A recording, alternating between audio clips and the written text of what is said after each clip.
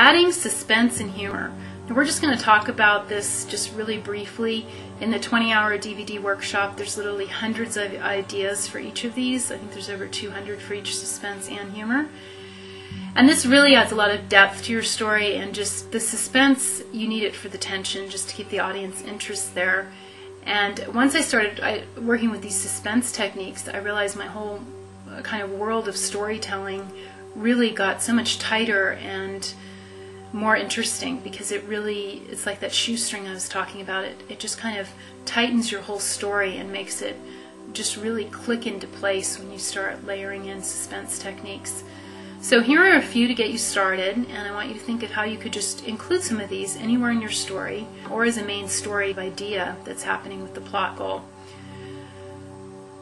One suspense idea is to show the antagonist before he meets the protagonist doing something just really chilling. Maybe he's killing another character, or he's doing something really scary or heartless to someone else. So we really get a sense of how dangerous they are.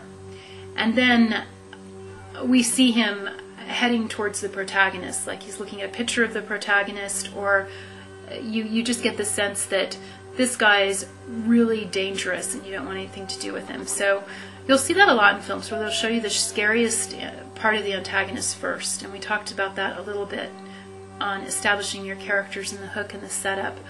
But this is a good way to create suspense, because that's first impressions of that antagonist. So every time you see him, you're going to get scared, because he's a scary guy, and that's what you got right away. So that's a great technique.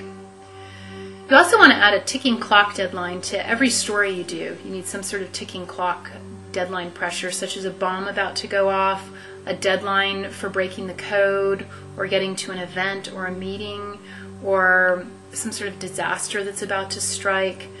Some sort of ticking clock. Like with the race, there's a point where that race is going to be over, so everything has to happen before that happens, if that's their goal.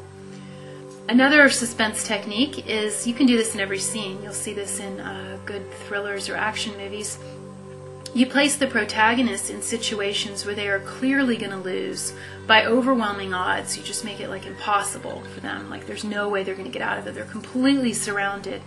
You'll see this in James Bond movies a lot, those types of films, such as being outnumbered or outgunned. Then you have them succeed in a surprising way after failing several times trying to get out of the situation. So maybe there's been a chase scene, and they've been trying to get away from these bad guys, and they're totally surrounded, and machine guns are drawn, and there's just no way they're going to get out of it. And then they have a bomb in their pocket that we didn't know about, or maybe it was a setup from earlier that they picked up somewhere and we didn't see what they did with it, and they throw it into the middle and it blows up all the people, and then they get away.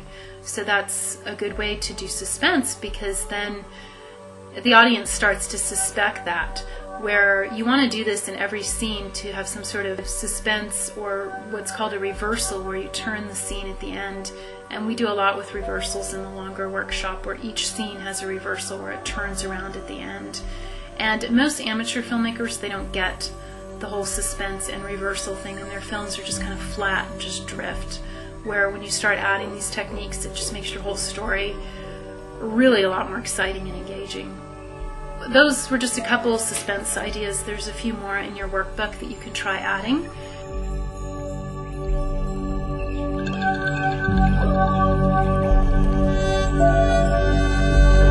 Oh.